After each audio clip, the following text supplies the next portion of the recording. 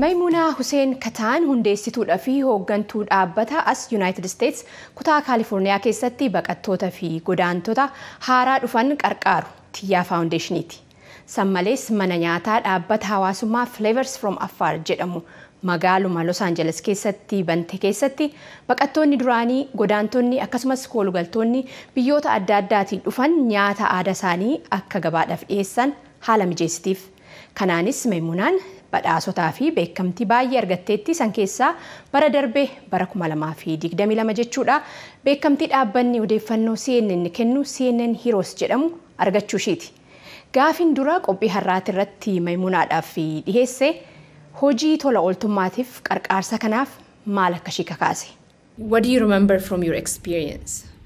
Yeah, I'm really passionate about the work that we do because I remember growing up how independent my parents hojiin itti jiru faarumaan garumarraa hin jaalladha. Maaliif yoo jette erga gara United States dhufne maatiin kiyya jireenya asitti itti baruuf hammam akka rakkatan argaan guddadha.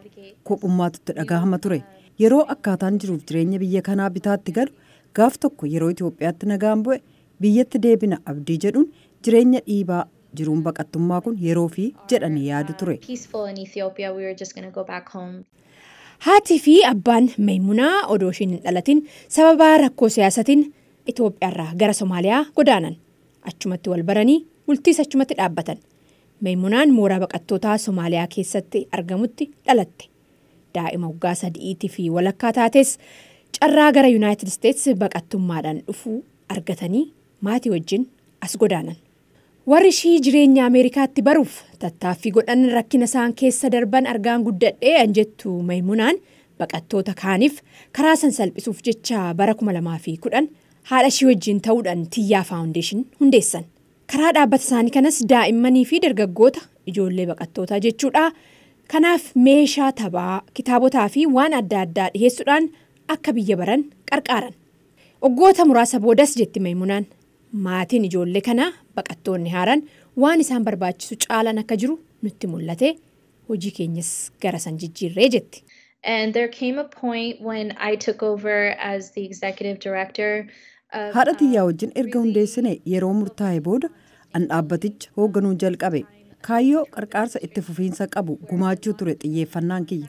Waggootaaf tajaajila kennuu booda waan naa gale maatileen kun waan lama barbaadan hojiif bakka jireenyaa. Nuyis erga xiyyeeffannaa keenya gara kanatti deebisne sanirratti hojjechaa jirra. Hojii barbaannaaf mana jireenyaa galii isaaniitiin wal madaalu hawaasa keessa deemnee barbaannee wabii taanee fi akka bakka jireenyaa argatan goona.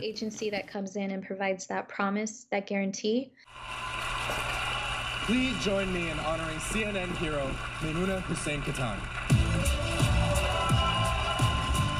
Gara hojii ishii goota CNN Hero ta'uu dabalatee beekamtiilee adda addaa ittiin argattee hoo deebine mana nyaataa Flavors from Afar jedhamu magaalaa Los Angeles keessatti bante keessatti Maymunaan namoota biyyoota adda addaarraa dhufan nyaata aadaa isaanii bilcheessuu jaalatanii fi saniif fedhii qaban leenjii gara ogummaa sheefii ta'uu akkasumas akkaataa as United States keessatti saniin hojii uumuu itti danda'anii kennitiif. At Flavors from Afar we partner with former refugees and asylum seekers and we curate their menus together. Flavors from Afar keessatti baqattoota duraaniif koolugaltoota wajjin taaneetu meenuu yookaan baafata bifa nyaataa dhiyeessanii tolchinee qindeessinee maxxansinaaf suraa uffata ogummaa kasheefii uffatanii ka'an sadarkaa isaa eege kaasnee qopheessinaaf. Haala kanaan ji'aan nyaata biyya yookaan aadaa tokko dhiyeessina. Kanaaf ji'umaanuu mana nyaataa keenya keessatti biyya haaraa tokko calaqqisnaa jechuudha. Akkasitti jiraattonni Los Angeles keessaa aartii nyaata biyyoota addunyaa asuma ta'anii akka carraa arguu qabaatan uumna. Sammalees dhaabbanni Maymunaa akkaataa biizinasii mana nyaataa akkamitti eeyyama daldalaa akka baafatan dabalatee baqattoonni duraanii kun mana nyaataa ofii banuuf waan beekuu qaban hunda barsiisee ji'a tokkoof bakka isaan itti shaakalan ta'uufidhaan gahumsa isaanii cimsaaf. Waggoota 3 darbe kana keessatti ogeessonni nyaata bilcheessan sheefonni 20 biyyoota adda addaa 19 irraa gara Ameerikaa dhufan saganticharraa fayyadamoo ta'aniiru. Hojii kanaan bara darbee Maymunaan beekamtii dhaabbanni odeeffannoo Ameerikaa beekamaan CNN jedhamu Waggaa waggaadhaan namoota addunyaa guuturraa dorgomsiisee kennu CNN Heroes jedhamu argatte. They selected 10 individuals and I was one of the 10. I was able to go out to New York and meet my peers and meet Anderson Cooper and it was wonderful. Amma haadha ijoollee lamaan taate Maymunaadhaaf nyaanni hiika addaa qaba. Food is a beautiful avenue just like music to have dialogue and conversation. Nyaanni akkuma muuziqaa karaa itti waa baay'ee ibsinu jedheen yaada.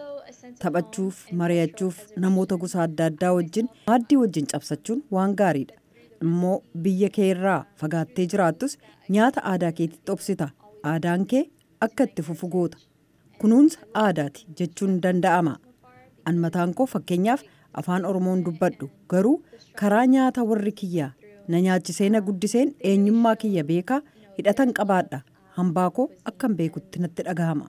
It's wonderful. I think it's a sign of resilience and cultural preservation.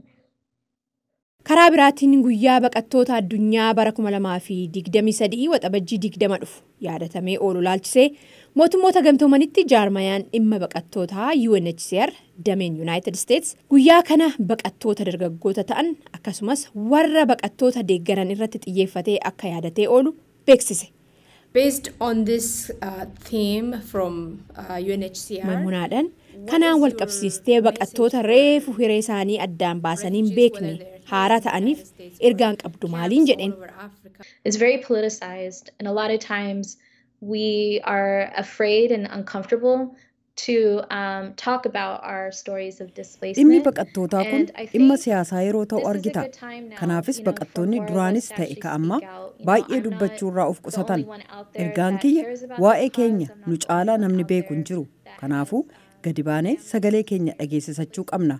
Hawaasa qe'eerraa buqqa'eef sagalee ta'uu, gorsa walii kennuuf buqqa'insa nurra ga'eerraa hafnee jabaannee jiraachuu keenya jajuu qabna. Hammeenya baay'ee keessa dabarra. Waraana dabalatee. Kanaaf seenaa keenya karaarra dabarre dhoksuu odoo hin ta'in gadi baanee himuu qabna. Manni nyaataa Flavors from Affaar magaalaa Los Angeles keessatti baay'ee jaalatamaa dhufuurraa amma gara bakka guddaa fi bal'aa hojiiwwan dabalataan akka muuziqaalee biyyoota adda addaa itti dabaluudhaan tajaajila caalaa kennuuf akka haaratti banamuuf qophiitti akka jiru Maymunaan annatti himte Maymunaa galateeffadheen qophii labataa kanumaan xumura.